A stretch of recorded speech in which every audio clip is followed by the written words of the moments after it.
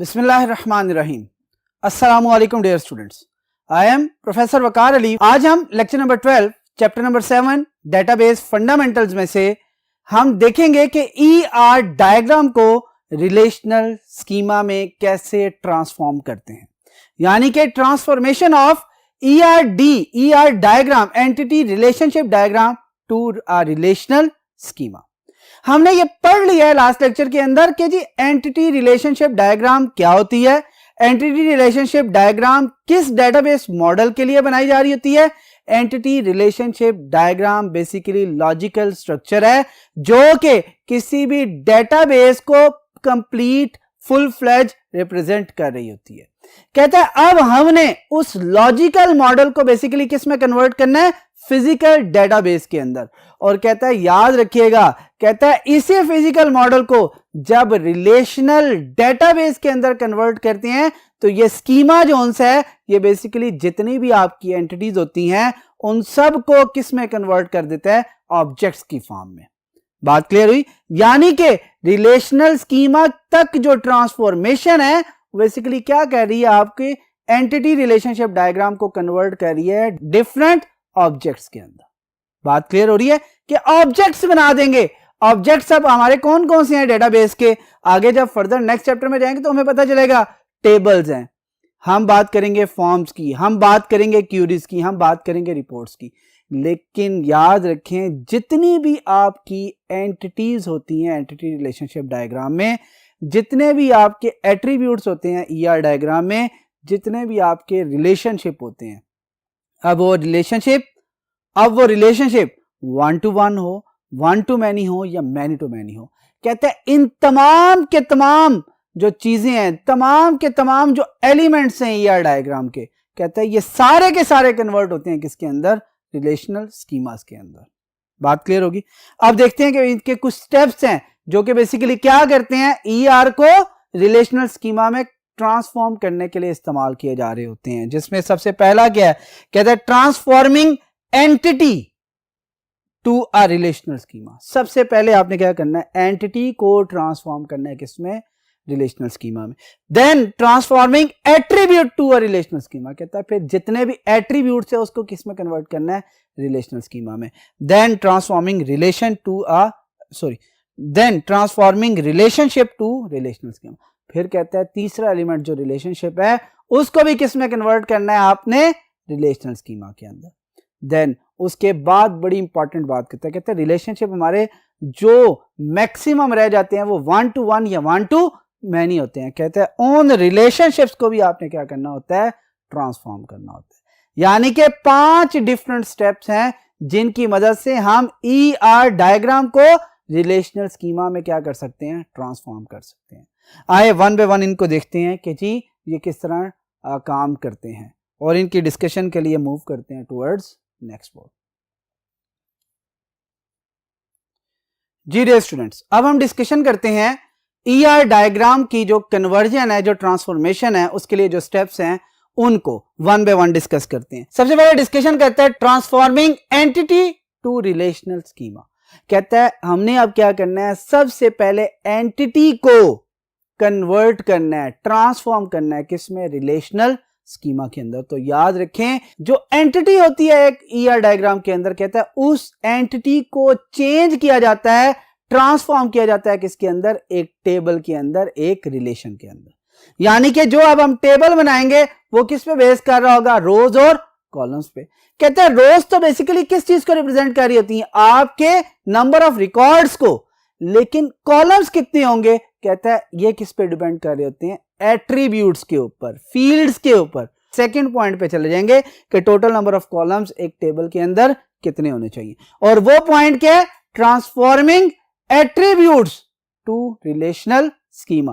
वो क्या कहता है कि जब भी आप किसी एट्रीब्यूट को ट्रांसफॉर्म करते हैं तो बेसिकली किसी टेबल की एक सिंगल फील्ड या एक सिंगल कॉलम बन रहा होता है। वो किसी भी टेबल की एक सिंगल फील्ड या एक सिंगल कॉलम बन रहा है। फॉर एग्जांपल अगर एक एंटिटी के 5 एट्रीब्यूट हैं तो वो एंटिटी क्या बन जाएगी, एक टेबल बन जाएगी। फॉर एग्जांपल अगर वो स्टूडेंट एंटिटी है तो स्टूडेंट का एक टेबल बन जाएगा और उसके अंदर जो उसके एट्रीब्यूट्स हैं, फॉर एग्जांपल स्टूडेंट आईडी है फॉर एग्जांपल स्टूडेंट नेम है, स्टूडेंट डेट ऑफ बर्थ है, स्टूडेंट एड्रेस है, ये जितने भी एट्रीब्यूट्स हैं ये एक एक कॉलम में डिवाइड हो जाएंगे।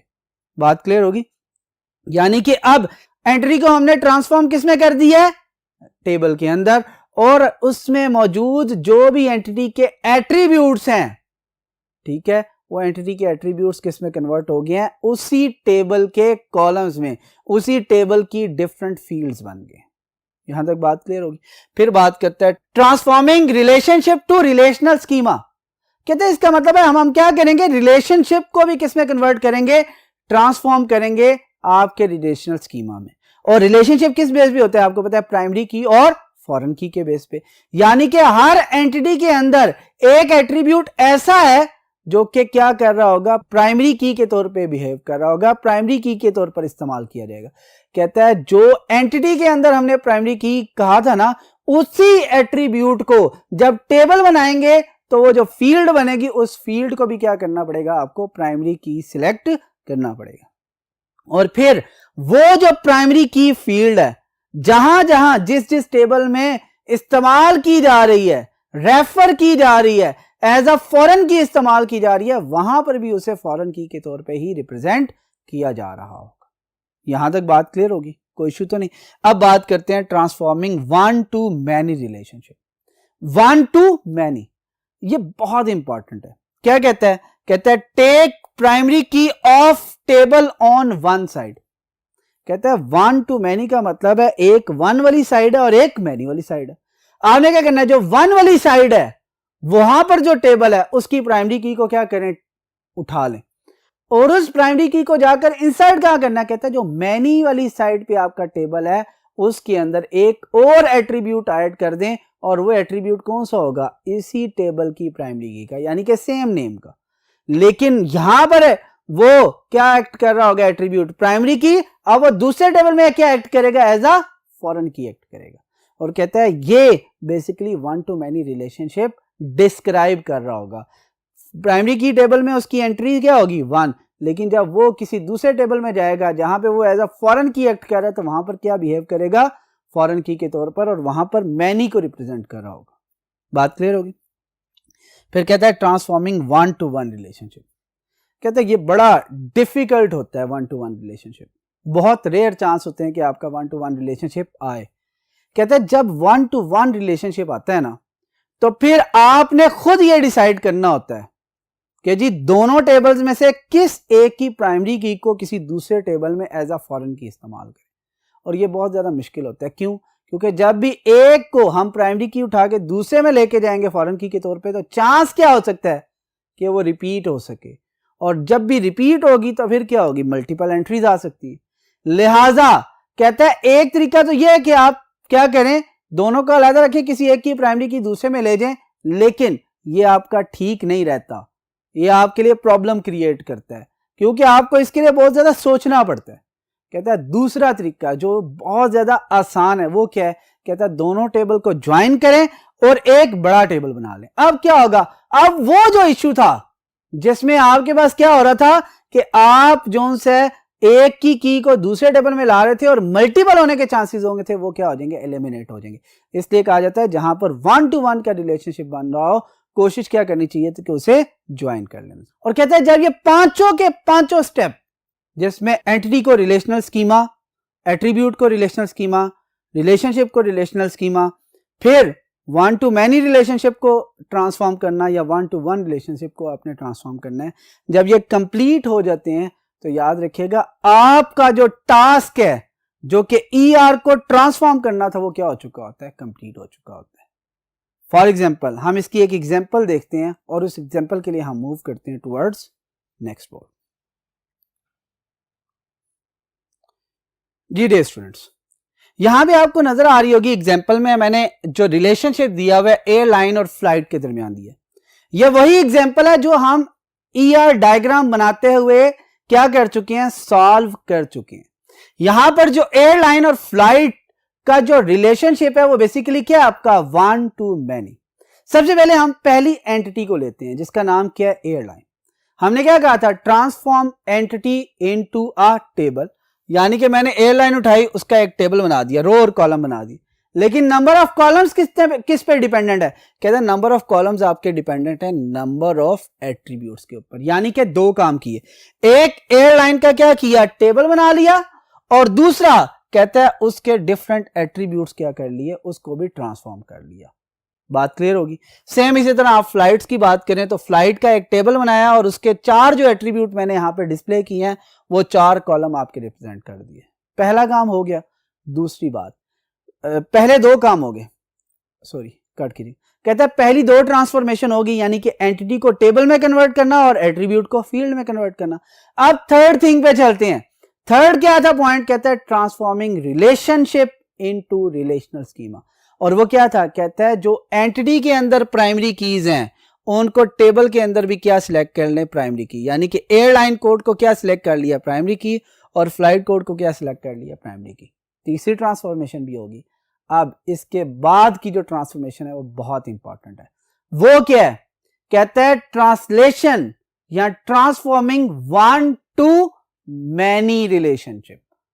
वन टू मैनी, कहता है वन वाली साइड पे, ये वन वाली साइड है ना, वो मैनी वाली साइड, कहता है वन वाली साइड पे जो आपका टेबल है इसकी प्राइमरी की उठाएं और कहां ले जाएं, मैनी वाली साइड पे। और जब मैनी वाली साइड पे जाएंगे तो यहां पर आप एक क्या करें, एक नया कॉलम जो उनसे इंसर्ट कर लें और उस कॉलम का नाम फॉर एग्जांपल क्या है, ए कोड रख दें। अब ये जो ए कोड है या एयरलाइन कोड है, दोनों के जो नेम है सेम होने चाहिए। यहां पे मैंने शॉर्ट कर दिया, ए कोड लिख दिया स्पेस की कमी की वजह से। कहते हैं ये जो ए कोड है यहां पर भी क्या, एयरलाइन कोड, यहां पर ये प्राइमरी की के तौर पे एक्ट कर रहा है, लेकिन जैसे ये सेकंड टेबल में जाएगा, ठीक है, जो मैनी वाली साइड है, तो वहां पर ये किसके तौर पे एक्ट करेगा, फॉरेन की के तौर पे एक्ट कर रहा होगा। यहां तक बात क्लियर होगी। अब हमने क्या किया है, ट्रांसफॉर्मेशन कर ली है, किसको, वन टू मैनी रिलेशनशिप को। किस तरह किया है, कहता है जो वन वाली साइड का टेबल है उसकी प्राइमरी की को उठाया है और कहां ले गए, मैनी वाली साइड टेबल के अंदर जाकर उसे प्लेस कर दिया। यानी कि मैनी वाली साइड पे पहले चार एट्रीब्यूट थे, एक वो जो प्राइमरी की एट्रीब्यूट यहां पर जो फॉरेन की बनकर आया है वो जब ऐड हुआ है तो टोटल नंबर ऑफ एट्रीब्यूट्स कितने बन गए आपके, 5। चार उसके अपने हैं, एक वो है जो कि बेसिकली किस पर्पस के लिए है, रिलेशनशिप डेवलप करने के लिए। अब पांचवा देखते हैं, कहता है one to one relationship transform करें। कहता है यहां पर जो हमारी डायग्राम थी इसमें वन टू मैनी रिलेशनशिप है, लिहाजा हम वन टू वन को ट्रांसफॉर्म नहीं कर सकते। यहां तक आते हुए आपका पूरा का पूरा जो आपकी, यहां तक आते हुए जो आपकी पूरी की पूरी ईआर डायग्राम है वो ट्रांसफॉर्म हो चुकी हुई है किसके अंदर, रिलेशनल स्कीमा के अंदर। यानी कि ये दो एंटिटीज थी, उसके अगेंस्ट दो टेबल जनरेट हो गए। और कहता है देख लें, एयरलाइन के दो एट्रीब्यूट थे, फ्लाइट के ओरिजिनली 4 थे, लेकिन जैसे ही वन वाला मैनी साइड पे गया प्राइमरी की और एज अ फॉरेन की एक्ट की तो ऑटोमेटिकली आपका क्या हुआ, वहां पर 5 एट्रीब्यूट बन गए। और यहां से इन दोनों टेबल का आपस में क्या हो जाएगा, एक रिलेशनशिप भी ऑटोमेटिकली डेवलप हो जाएगा। यहां तक बात क्लियर होगी। आज का जो टॉपिक था अभी जो हमने स्टडी किया वो क्या था, transformation of ER diagram to relational schema, जिसमें हमने 5 डिफरेंट स्टेप्स पढ़े हैं। Transformation, entity to relational schema, attribute to relational schema, relationship to relational schema, और फिर transforming one to many relationship and transforming one to one relationship. ये सारे point by point पहले discuss किए और फिर एंड पे हमने आपके सामने जो डायग्राम है ये पूरी की पूरी एक्सप्लेन की और इसे ट्रांसफॉर्म करके देख लिए। उम्मीद है कि आज का लेक्चर आपको समझ आया होगा। इंशाल्लाह नेक्स्ट लेक्चर में आपसे फिर मुलाकात होगी। अल्लाह हाफिज।